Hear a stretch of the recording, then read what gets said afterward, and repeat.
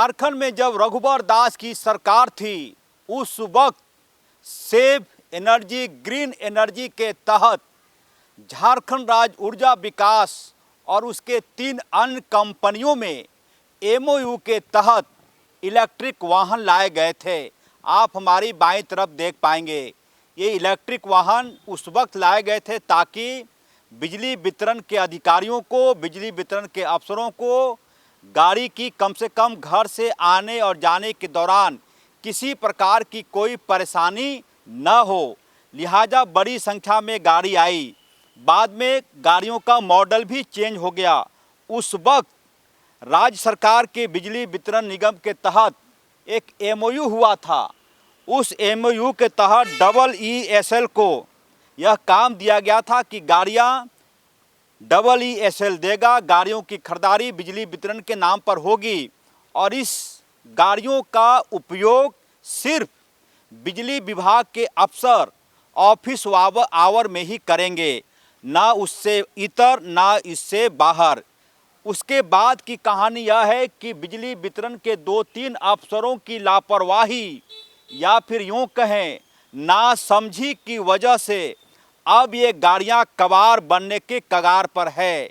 इसके ड्राइवरों को, इस गाड़ी के चालक को पिछले 4-5 माह से वेतन नहीं मिला है।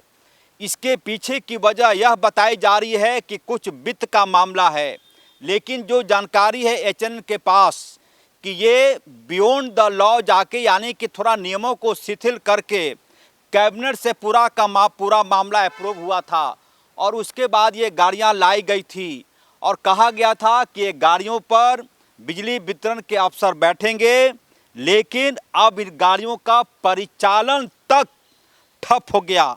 आप देखेंगे ये गाड़ियां सर पर दौड़ा करती थी सड़कों पर। बिजली वितरण के अफसर इन गाड़ियों पर मौजूद रहते थे। वो घर से आते थे, घर से जाते थे, कार्यालय आते थे, फिर उन्हें छोड़ने जाते थे लोग। लेकिन अब ये गाड़ियां कबाड़ बनने के कगार पर है। पिछले 5 महीनों से यहाँ के 40 ड्राइवरों को, चालकों को वेतन नहीं मिला, मानदेय नहीं मिला। वह भी तब जब राज्य की सरकार ने कहा है कि 25 सितंबर से राज्य के तमाम अधिकारी कर्मचारियों को वेतन मिलना शुरू हो जाएगा। लेकिन बिजली वितरण के कुछ अफसरों की काहिली की वजह से मैं जानबूझ कर इन शब्दों का प्रयोग कर रहा हूं कि जब ड्राइवरों को पहले मानदेय मिलता था तो अब कौन सी अड़चन आ गई। कुछ अफसर ये कह रहे हैं कि जब गाड़ियों की खरीदारी बिजली वितरण के नाम से हुआ है तब EESL को पैसों का भुगतान कैसे करें।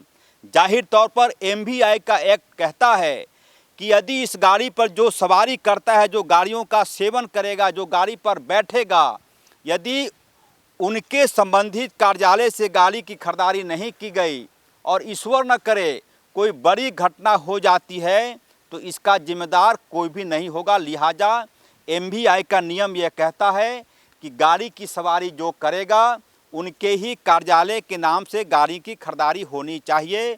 और इसी MOU के तहत उस वक्त के मुख्यमंत्री रघुवर दास ने गाड़ियों की खरीदारी करवाई थी और इसे बिजली वितरण, बिजली संचरण, बिजली उत्पादन के साथ साथ ऊर्जा विकास निगम के तमाम कंपनियों में गाड़ी लगाई गई थी। लेकिन पिछले 4-5 महीनों से, 4-5 महीना कहें या 6 महीना से कहें कि ऐसा जलेबी बन गए फाइलों में कि इसके चालकों को मानदेय तक बिजली वितरण ऊर्जा विकास निगम नहीं दे रहा है। मामूली सी बैठक करके इस समस्या का समाधान किया जा सकता था, लेकिन हो सकता है कि जो बड़े अफसर हैं उनके पास वक्त नहीं है या नहीं है। लिहाजा ये गाड़ियां देखेंगे, अब हो सकता है किसी भी दिन कबाड़ी वाला तराजू लेकर आ जाए और गाड़ियों को नष्ट करके तौल के खरीदना शुरू करे। महज 2-3 माह पहले तक ये गाड़ियां सर पर दौड़ा करती थी, लेकिन अब ये गाड़ियां, जैसा कि मैंने कहा, कबाड़ बनने की ओर अग्रसर है। चालकों को मानदेय का भुगतान नहीं हुआ है। दुर्गा पूजा की शुरुआत हो गई है। कैसे रोटी दाल चलेगा, कैसे बच्चों का कपड़ा ड्राइवर खरीदेंगे, ये पहाड़ जैसा सवाल है। चालकों का मानदेय बंद हुआ तो इलेक्ट्रिक गाड़ियां कबाड़ बनने की तरफ चल पड़ी हैं।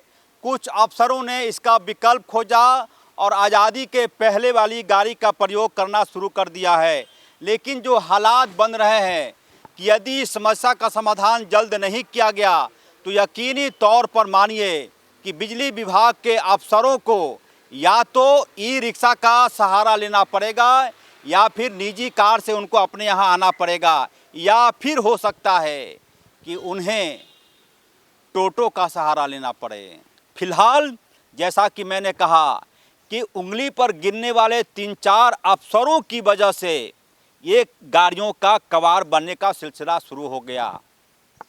जब मानदेय पहले मिलता था तो अब कौन सी मुश्किल आ गई, कौन सी नई फाइल बन गई, या फिर पहले गलत हो रहा था तो क्या अब सही करने की कोशिश हो रही है, या अब सही हो रहा है तो पहले गलत हो रहा था। मामला यह है कि महज 2-3 अफसरों की वजह से इन 40 गाड़ियों के ड्राइवरों को 5 महीने से मानदेय नहीं मिला है। लिहाजा ड्राइवरों ने काम छोड़ दिया, गाड़ी कबाड़ बनने की तरफ चल पड़ा है। किसी भी दिन सुनेंगे कि ये गाड़ी चलने लायक तक नहीं रह गई। सहयोगी उमेश के साथ HNN 24/7 के लिए रांची से अजय लाल।